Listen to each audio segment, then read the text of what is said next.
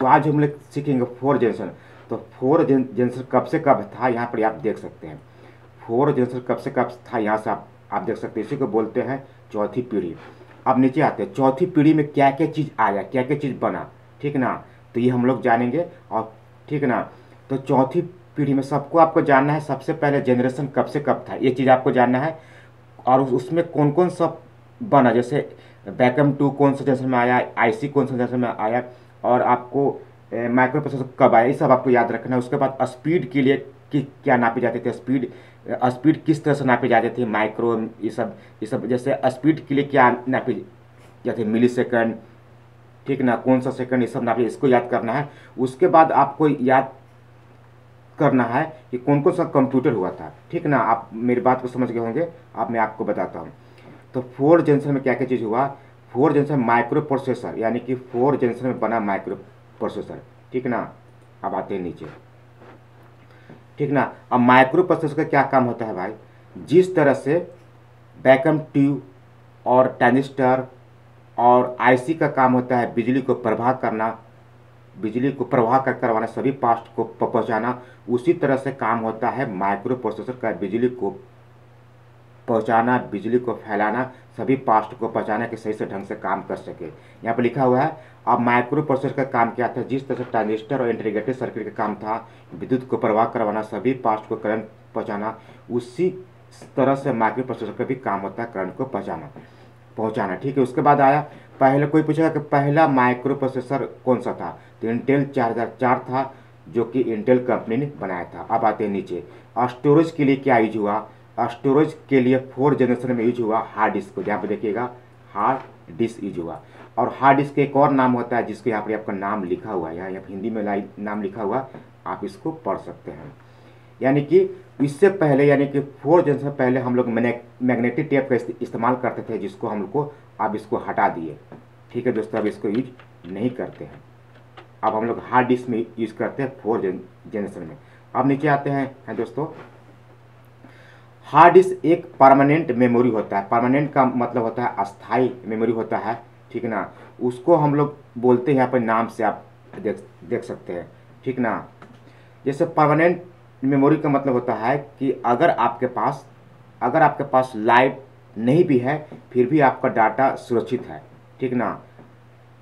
जैसे permanent storage का मतलब होता है कि अगर आपके पास लाइट नहीं है फिर भी आपका डाटा सुरक्षित है, ठीक ना। और उसको परमानेंट मेमोरी के एक और नाम से जानते हैं, जिसको बोलते हैं, यहाँ पर नाम लिखा हुआ है और हिंदी में नाम लिखा है, सब चीज़ आपको पढ़ सकते हैं। अगर लाइट नहीं भी है आपका डाटा आपका सुरक्षित है।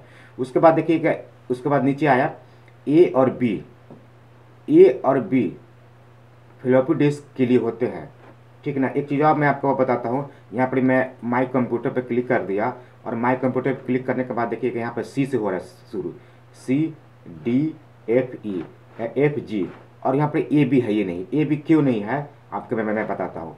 ए और बी फ्लॉपी डिस्क के लिए रिजर्व होती है, इसीलिए सी ड्राइव से शुरू होता है हार्ड डिस्क, ठीक ना।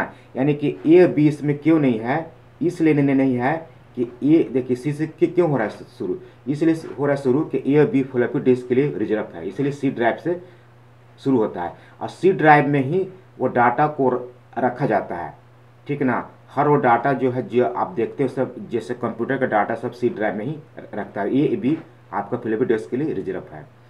उसके बाद देखिए नीचे, ऑपरेटिंग सिस्टम इंस्टॉल होता है हार्ड डिस्क में, और हार्ड डिस्क के सिक ड्राइव में ही रखा जाता है, ठीक ना। अगर कोई डाटा आप सेव कर रहे हैं तो DE सब में रखिए, और ये कंप्यूटर का जो रहता है सॉफ्टवेयर यानी कि ऑपरेटिंग सिस्टम, ये सी ड्राइव में होते हैं।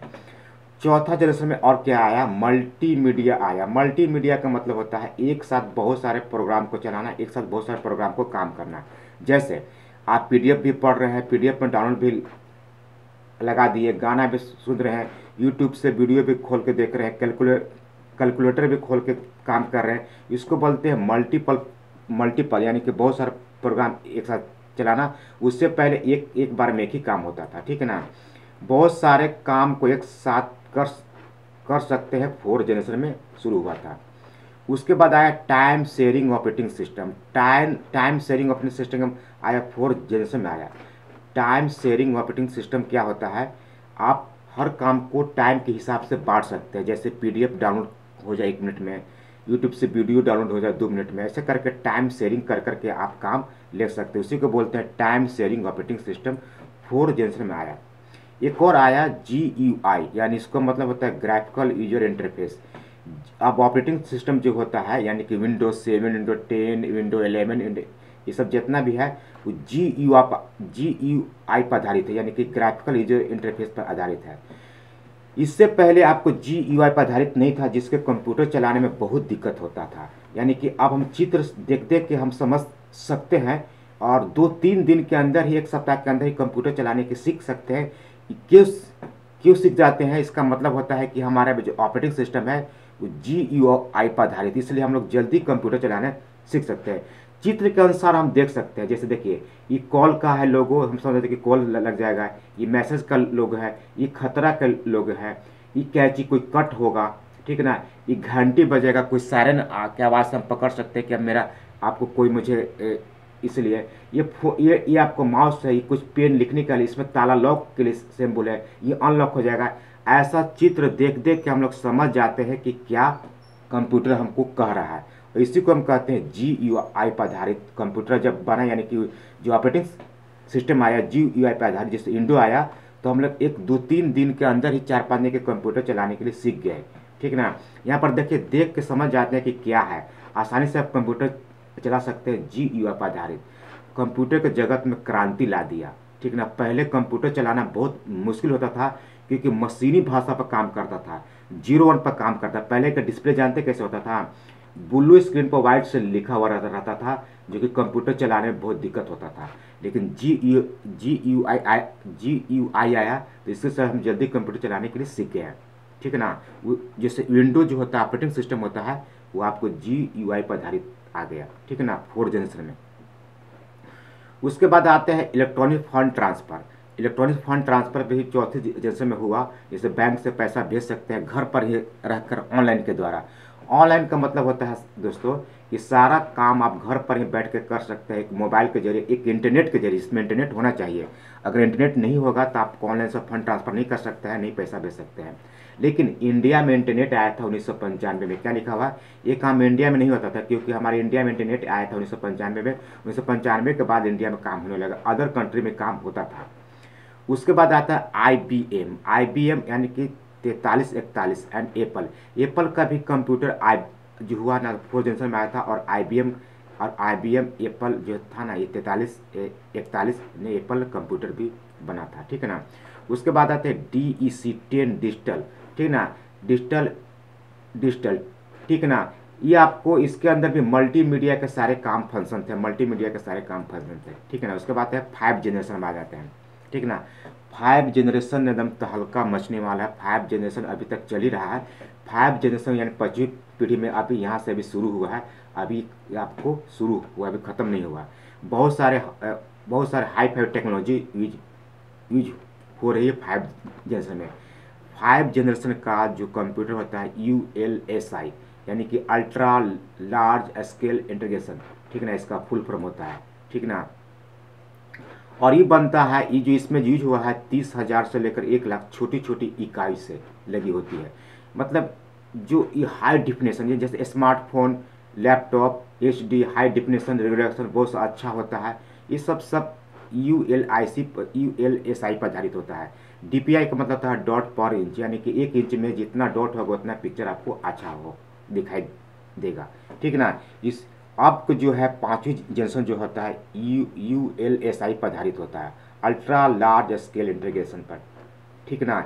इसी में सब laptop, smartphone high definition quality आता है, जो कि बहुत अच्छा आपको डिस्प्ले पर दिखाई देगा। जैसे DPI डॉट पर इंच, यानी कि 1 इंच में जितना ज़्यादा डॉट होगा, डॉट ऐसे डॉट करके पिक्चर बन जाता है, डॉट करके, ठीक ना। उसके बाद इसके बाद एक और है इसके बाद आया AI का मतलब होता है दोस्तों हूबहू आपको इंसान के तरह वो काम करता है। AI का मतलब होता है, जैसे कोई कहे कि हमारे पास जो इसमें AI गेट लगा हुआ है। AI का मतलब होता है क्या? जैसे गेट के सामने खड़ा होता है, आपका गेट खुल जाता है, ठीक ना। यानी कि एक सेंसर, ठीक ना। जैसे ऑटोमेटिक सीढ़ी आपको ऊपर जा रहा है, नीचे आ रहा है, ठीक ना, रोबोट, सब AI पर आधारित है, ठीक ना। AI पर आधारित है, यानी किस पर आधारित है, AI पर आधारित है। यहाँ AI का फुल फॉर्म आप देख सकते हैं, ठीक ना। AI जो होता है बहुत सा कंपनी में आने लगा। AI का मतलब होता है बोलिएगा ना वो आपको टाइप होने लगेगा, सब AI पर आधारित है। कोई कहेगा कि मेरे पास AI आपको गेट है, AI में गेट है ऑटोमेटिक खुल जाता है, अपने आप काम करता लगता है, ठीक है ना। उसके बाद देखिए कि एप्पल में भी AI है, जिसका जैसे एप्पल में भी AI से आता है AI, ठीक है ना। माइक्रोसॉफ्ट का भी AI है जो इस नाम से आता है। ओके गूगल का भी AI है। इस AI का मतलब होता है कुछ बोलिएगा ना वो लिख देगा। देखिए यहाँ पर लिखा हुआ स्पीच, बोली को पहचानता है AI। कंप्यूटर में स्टोर होता है, खुद ब खुद लिखेगा, आपका भाषा को बदल भी। चलिए, तो AI का फुल फॉर्म यहाँ पर आपको फिर से लिखा हुआ है। जैसे कि आप कुछ पूछते हो AI के मदद से आप उसको बहुत इंसान का दिमाग सोचता है, ठीक है ना, और समझता है AI की मदद से। कोई कहेगा कि AI आपको दिमाग हो गया है, यानी कि इंसानी दिमाग तो है ही, मशीन जो होता है AI पर आधारित भी हो गया है, ठीक है ना। उसके बाद आते हैं विश्व का पहला कंप्यूटर कौन सा था। कोई पूछेगा विश्व का पहला कंप्यूटर कौन सा था, CDC 6600, ठीक ना, ये था आपको कंट्रोल डाटा कॉर्पोरेशन, ठीक है ना, 64 में बनाए थे CDC 6600, ठीक है ना। उस समय सुपर कंप्यूटर का स्पीड कम था, ठीक है ना, उसमें सुपर कंप्यूटर का स्पीड कम था, लेकिन उसी कंप्यूटर काम करते करते क्रे 1 1972 में सुपर कंप्यूटर बना दिए, जो इसका स्पीड CDC 6600 से 3 गुना ज़्यादा था, ठीक ना, ये सुपर कंप्यूटर था, ठीक है ना। अब आते हैं सुपर कंप्यूटर का मेजर होता है फ्लॉप्स में, ठीक ना। फ्लॉपिंग का यहाँ फुल फॉर्म आपको दिया है, उसकी गति नापी जाती थी, ठीक ना, फ्लॉप में, ठीक ना। IM फ्लॉप्स 1 मिलियन फ्लॉप्स, ठीक ना। अभी का फास्टेस्ट सुपर कंप्यूटर जापान का फुकाकू है, जो 2020 में सबसे तेज चलने वाला सुपर कंप्यूटर बनाया था। लेकिन आपको सेकंड सुपर फास्ट कंप्यूटर कौन सा था अब है, तो यहाँ पर देखिए अमेरिका का है, ठीक है ना, अमेरिका का ये नाम है, ठीक है ना। उसको इंडिया का सुपर फास्ट कंप्यूटर कौन है, तो 1991 परम 8000 था, ठीक ना। उसके बाद कौन बनाया था, तो CDAC कंपनी पुणे ने बनाया था, ठीक ना। इंडिया का अभी